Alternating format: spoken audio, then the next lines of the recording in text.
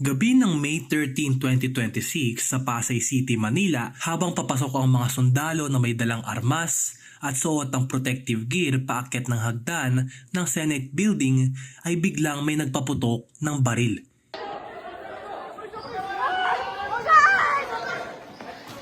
Ang mga reporter ay nagtakbuhan palabas. Ang mga senador ay nagsarado sa kanilang mga kwarto. At ang Senate President mismo na si Alan Peter Cayetano ay nag-livestream mula sa isang kwarto habang hindi niya alam kung ano ang nangyayari sa labas ng pinto. Ngunit hindi ito pelikula, hindi ito isang drill, at higit sa lahat hindi ito gawa-gawa lamang.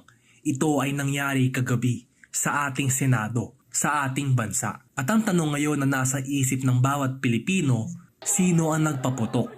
Bakit nangyari ito? At paano tayo nakarating sa puntong ito? Yan ang tatalakayin natin sa video ito. Pasok na, kababayan! Pasok! Ito ang kwento ng 3 araw na nagyanig sa Pilipinas simula May 11 hanggang May 13, 2026. Ito ay ang kwento ni Senador Ronald Bato de la Rosa, dating pinuno ng Philippine National Police at malapit na kaibigan ni dating Pangulong Rodrigo Duterte. Siya ngayon ay wanted ng International Criminal Court o ICC sa krimen laban sa sangkatauhan. Tatalakayin natin kung bakit nga ba siya umabsent sa Senado ng 6 na buwan, kung paano siya bumalik, at kung ano ang nangyari nang subukang arestuhin siya ng NBI sa loob mismo ng Senado, at kung paano natapos ang gabi sa mga putok ng baril. Dahil ang lahat ng ito ay konektado, at para maintindihan ng isang gabi, kailangan mo munang maintindihan ng buong kwento. Para malaman natin kung bakit nangyari ang lahat ng ito, kailangan natin bumalik sa simula. Si Bato de la Rosa ay hindi isang ordinaryong senador. Siya ang dating chief ng Philippine National Police noong panahon ng drug war ni Duterte, at siya ang pangunahing nagpatupad ng Oplan Tokhang, isang anti-drug operation na nag-umpisa sa Davao City nang si Duterte ay mayor pa lamang, at kalaunan ay pinalawak sa buong bansa. Ayon sa datos, hindi bababa sa 6,252 na tao ang namatay sa mga opisyal na operasyon ng drug war. Ngunit ayon sa mga human rights groups, posibleng umabot pa ito sa 30,000 kung isasama ang mga extrajudicial killings. Noong March 2025, si Duterte mismo ay inaresto sa airport ng Manila at dinala sa dahig, na ngayon ay naghihintay ng trial sa ICC. At pagkatapos ng pag-aresto kay Duterte, ang lahat ng mata ay lumipat kay Bato. Noong November 6, 2025, lihim na nag-issue ang ICC Pre-Trial Chamber ng arrest warrant laban kay De La Rosa bilang indirect co-perpetrator sa crimes against humanity of murder mula Hulyo 2016 hanggang katapusan ng Abril 2018, kung saan hindi bababa sa 32 tao ang napatay. Ayon sa ICC, si De La Rosa ay involved sa paglikha ng isang network of perpetrators na responsable sa sistematikong pagpatay sa ilalim ng drug war. Sinabi ng chamber na siya ay may de facto control, at kahit naglunsad pa siya ng mobile game na tinatawag na Bato Chief Enforcer kung saan nagpapabaksak ng mga kriminal ang kanyang karakter. Ibig sabihin, hindi ito basta-basta akusasyon. Ito ay nakabase sa maingat na pagsusuri ng mga ebidensya ng isang internasyonal na korte.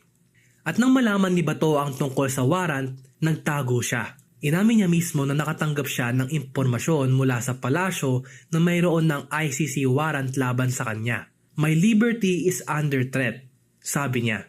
So I have to do something with that situation. Ibig sabihin, ang isang dating pinakamataas na opisyal ng pulisya sa buong bansa, ang taong nagpatupad ng batas, ay siyang tumatakas sa batas. Mula November 2025, hindi na siya lumitaw sa kahit isang Senate session o anumang public event. 6 na buwan, walang pagpapakita, walang pahayag, at halos parang nawala sa mapa. Habang ang buong bansa ay nagtatanong kung nasaan si Bato. Ngunit hindi ito tumagal. Dahil noong May 11, 2026, bigla siyang bumalik. At ang pagbabalik niya ay hindi tahimik.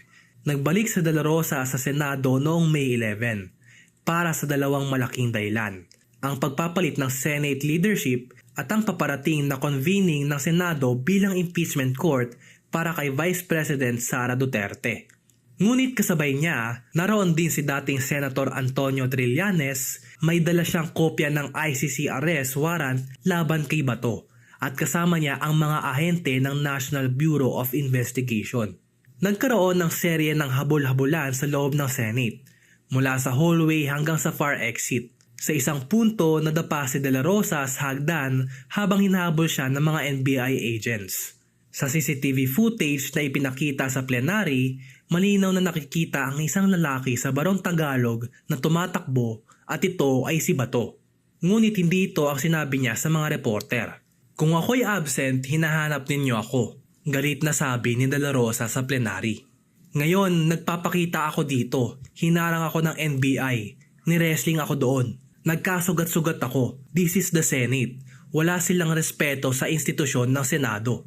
2 kwento, iisang CCTV footage at ang Pilipinas ay nagtatalo. Sa gabi ding iyon, si Senator Rodante Marcoleta ay gumawa ng mosyon na ilagay si De La Rosa sa protective custody ng Senado hanggang sa maubos niya ang lahat ng legal na remedyo para protektahan ng kanyang sarili. At tinanggap ng Senado ang mosyon. Ibig sabihin, ang Senado mismo ay nagproprotekta kay Bato mula sa ICC.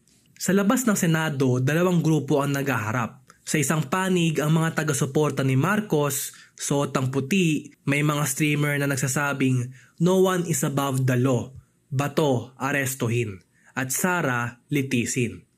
Sa kabilang panig naman, ang mga taga-suporta ng Duterte, suot ang itim, humihiyaw ng "Free General Bato" at Duterte. Sa pagitan nila, isang linya ng mahigit 1,200 na pulis. Iniulat ni dating Senate President Tito Soto na sinalakay ng mga nagpoprotesta ang kanyang sasakyan.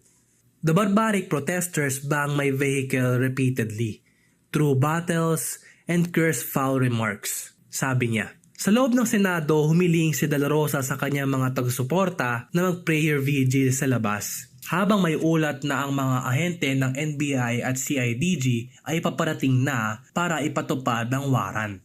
At sa parehong araw na ito, tinanggihan ng Korte Suprema ang kahilingan ni De La Rosa na bigyan siya ng temporary restraining order laban sa ICC warrant.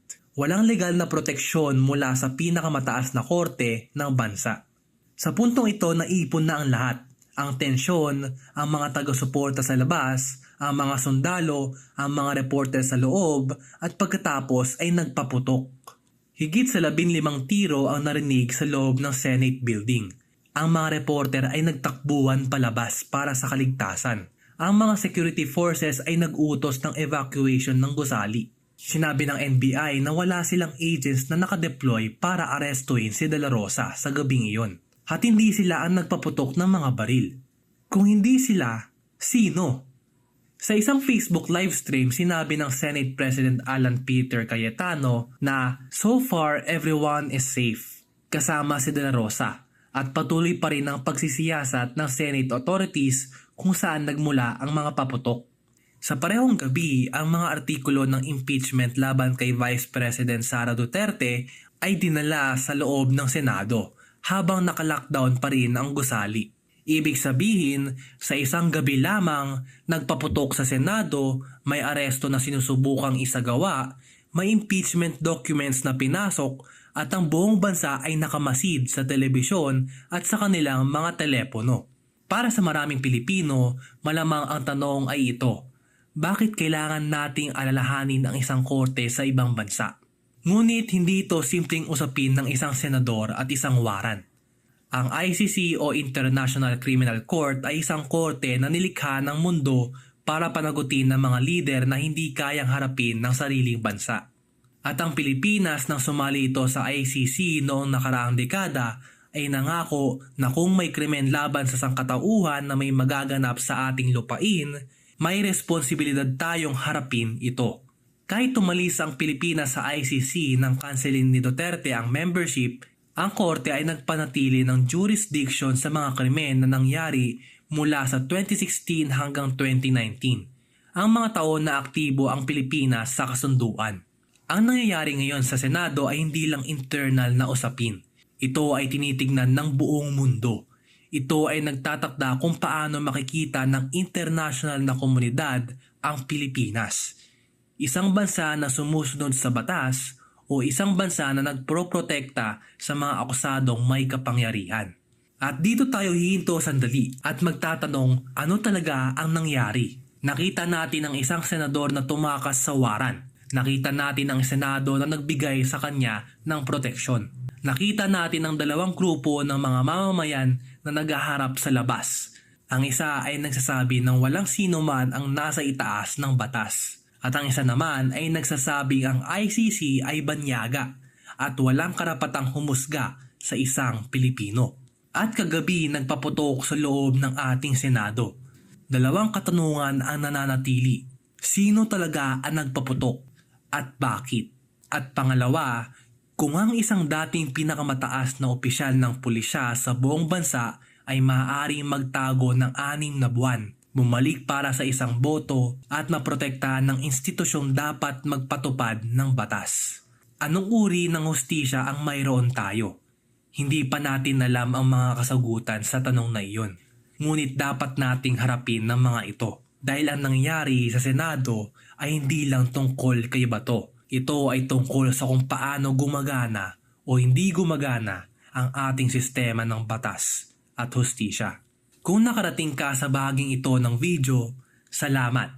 Habang ang video na ito ay na-upload, hindi pa natin alam kung sino ang nagpaputok at hindi pa natin alam kung ano ang susunod na hakbang ng gobyerno, ng Senado, ng ICC at ni Bato mismo. Kaya kung gusto mo abangan ang susunod na nangyari, abangan ang part 2 kapag lumabas na ang mga sagot sa mga katanungan na hindi pa natin nasasagot. Kaya mag-subscribe ka na para hindi mo ito malampasan. At i-share mo na ang video na ito dahil ang ganitong mga pangyayari ay dapat malaman ng bawat Pilipino. I-comment mo sa ibaba kung ano ang naiisip mo. Tama ba si Bato? Tama ba ang ginagawa ng NBI? At ano ang dapat mangyari ngayon? Yun lamang at maraming salamat mga kagunita.